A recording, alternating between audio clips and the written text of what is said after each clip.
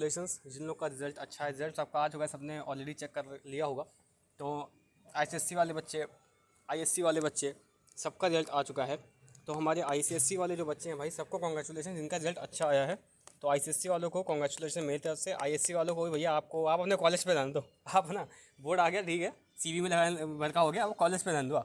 ये बोर्ड आपकी destiny decide नहीं करेगा। हालांकि ये चीज़ आईसीएससी वालों के लिए भी कही जा सकती है, बट यहाँ पे हल्की सी एक चेंज है कि वीडियो पे क्लिक क्यों किया आपने। रिजल्ट अच्छा आया है, कॉन्ग्रेचुलेशन, वीडियो है बंद कर दीजिए। आगे वीडियो आपके लिए नहीं है। अब हम उनकी बात करेंगे जो पॉपुलेशन में ज़्यादातर लोग हैं, इनका रिजल्ट ख़राब आया है पहली बात तो। अब ख़राब किसी के लिए क्या हो सकता है, कुछ नहीं है। एक सोसाइटी ने एक क्राइटेरिया बना रखा है कि भैया अगर आपका 90% से कम है तो यू आर इन द ख़राब कैटेगरी। अभी 90% कौन सा 90%, बेस्ट ऑफ 5 वाला, ये ओवरऑल वाला, ये अभी तक सोसाइटी ने डिसाइड नहीं किया। बट चलिए फिर भी रिजल्ट ख़राब मेरे हिसाब से क्या होता है, कोई एक पैरामीटर है, कोई पैरामीटर नहीं। अगर आपकी कोई भी परसेंटेज आई है, अगर वो 33% से ऊपर है तो भैया पास हो बेसिकली, ठीक है। ये इंपॉर्टेंट है, आप पास हो, आपने 10th पास कर लिया, आप मज़े करो, आगे करके पढ़ाई करो। बट फिर भी इन जनरल क्या अच्छी परसेंटेज मान सकते हैं, ये सब तो मजाक की बातें होगी।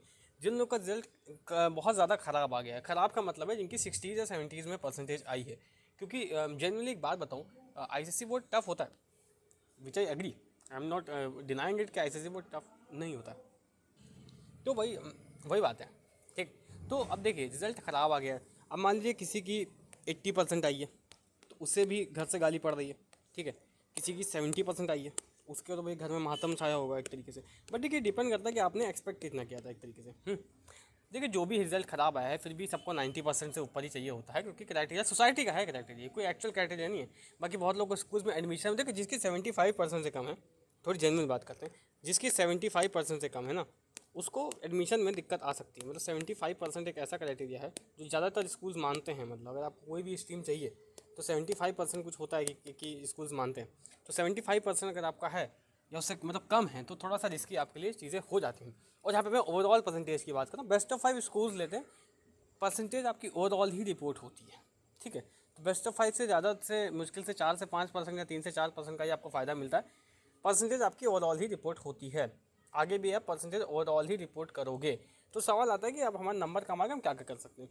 पहला ऑप्शन हमारे पास है कि भाई चलो नंबर, हमें लगता है कि रीचेक होनी चाहिए हमारी कॉपी, ठीक है, कि मतलब एक बार फिर से चेक करूँ। तो देखिए रीचेकिंग में होता क्या है, रीचेकिंग में आपकी कॉपी में बस टोटलिंग चेक की जाती है कि अगर आपके मान लीजिए हम 80 में से मतलब 42 नंबर आए हैं, है ना, जो कि 100 में से 62 बन जाते हैं, तो इस 80 में से 42 को ही रिवैल्यूएट किया जाएगा, सॉरी रीचेक किया जाएगा कि टोटलिंग सही है कि नहीं, मतलब हर एक पेज चेक हुआ है कि नहीं। हालांकि ऐसा रेयरली, देखो रीचेक में नंबर नहीं बढ़ते हैं पहली बात तो। मतलब पैसा आपका लगेगा शायद से रीचेक में, कितना लगेगा मुझे एक्जैक्टली नहीं पता है, बट मैं आपको बता दूंगा अगर रीचेक के लिए अलग से वीडियो चाहिए तो रीचेक मैं नहीं बोलूँगा। अगर आप बहुत ज़्यादा कॉन्फिडेंट हो, बहुत ज़्यादा कॉन्फिडेंट हो कि भाई ऐसा हो कि आपके 62 आने चाहिए 80 में से और यहाँ पे 42 आ गए, मतलब ऑब्वियसली 20 नंबर इसमें आप ऐड कर लोगे इंटरनल, क्योंकि अलग से नहीं आता है, इसमें 100 में से आते हैं। मान लीजिए अगर आपके 100 में 70 आए, बट आपको श्योरिटी है कि भाई ये टोटलिंग की गलती है, मेरे 80-100 में से 90 आएंगे, बिल्कुल 100% आपको श्योर, तो आप रीचेक के लिए डाल सकते हो। वरना रीचेक के लिए ज़्यादातर लोग मतलब एक बहाने में डालते हैं, तो रीचेक आपका नुकसान ही करेगा एक तरीके से, पैसों का नुकसान करेगा, समय का नुकसान करेगा, ठीक। और अगर रीचेक में नंबर बढ़ते भी हैं तो मुश्किल से 1 मार्क्स, 2 मार्क्स, 3 मार्क्स से ज़्यादा आज तक मैंने नहीं देखा रीचेक में किसी को बढ़ते हुए। एक्सेप्शंस की अलग बात है, एक्सेप्शन कोई ले आए, मतलब कोई ऐसा आर्टिकल उठा लाएँ मेरी वीडियो को काउंटर करने के लिए, तो लॉजिक नहीं बनाता। एक्सेप्शन तो रूल को कंफर्म करता है। मैं एक रियलिटी बताऊँ आपको, मेजॉरिटी केसेस में 1-2-3 नंबर ही बढ़ते हैं, ठीक है, उससे ज़्यादा नहीं बढ़ता। अगर आपके 90% रुक रही हो 3-4 नंबर से, तो आप भले ही एक मतलब रिस्क ले लो, बट ये मैक्सिमम है, क्या पता मार्क्स ना भी बढ़े आपके, बहुत सारे केसेस में मार्क्स नहीं बढ़ते। दूसरा है रीचेक, रीचेक के बाद रीवैल्यूएशन की पूरी कॉपी ही रीचेक करवानी आपको पड़ सकती है।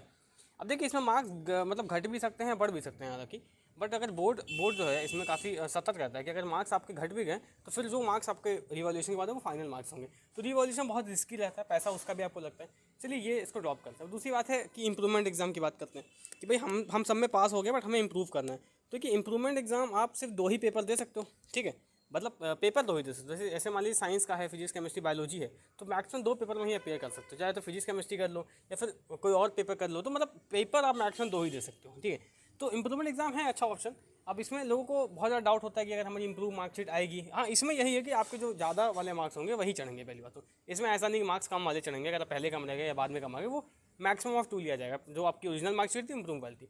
अब इसमें डाउट लोगों को होता है कि इंप्रूवमेंट मार्कशीट में क्या इंप्रूवमेंट लेके आएगा? क्या हमारी जो मतलब एक बेसिकली सच्चाई है इंप्रूवमेंट वाली, वो दुनिया को हमें बतानी पड़ेगी बार बार? क्या हम इस चीज़ से पीछे? तो कि इसका आंसर देखिए वेबसाइट पे तो कहीं मुझे मिला नहीं कि इंप्रूवमेंट मार्कशीट में इंप्रूवमेंट लेके आता है। बट जिन लोग ने इंप्रूवमेंट एग्ज़ाम दिया है ऑनेस्टली, उनकी मार्कशीट से आप मतलब मैंने कांटेक्ट करने की कोशिश की, कोई इंसान मुझे एक्सप्लिसिटली बता कुछ नहीं पाया पहली बात तो, ठीक है। तो यहाँ पे क्रेडिबल सोर्स नहीं है, इस चीज़ को मैं कंफर्म कर सकूँ।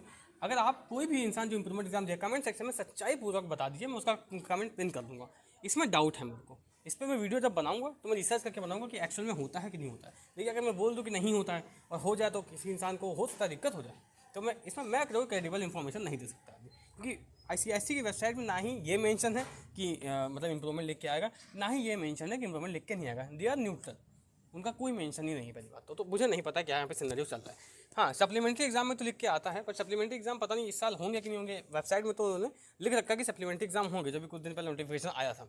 तो तीसरा तरीका क्या? तीसरा तरीका बोर्ड चेंज करने का, कि मैं बोर्ड ही चेंज कर लूँ कि अब तो हमारा ICSE तो हो गया भाई, हम CBSE जा रहे हैं या फिर कोई ये स्टेट बोर्ड जा रहे हैं। देखिए इसका कोई लॉजिक नहीं है। आप जब चाहो मतलब जिस मोड से चाहो मेहनत करके अच्छे नंबर ला सकते हो, ठीक है। तो ये लॉजिक बेकार है कि बोर्ड चेंज कर लूँ। तो मेरे हिसाब से तो ये चीज़ आपको मतलब एक तरीके से देखो, आपको क्या लगता है CBSE जाओगे, CBSE में आपको पढ़ाई नहीं करनी पड़ेगी, पढ़ाई आपको हर जगह करनी पड़ेगी। तो ये जो बोर्ड चेंज वाला लॉजिक है ना, ये मुझे समझ नहीं आता। बोर्ड मत चेंज करो, ठीक है। तो पेन भी नहीं चल रहा है मेरा, बोर्ड मत चेंज करो, जो आपका बोर्ड है वही रखो, कोई दिक्कत नहीं है। अगर आपको मतलब इस रीज़न की वजह से मत चेंज करो, कोई और रीज़न हो कि भाई किसी का कोई और रीज़न हो सकता है बोर्ड चेंज करने का, कि मन ही नहीं है किसी को भी स्कूल में पढ़ने का, तो अलग बात है।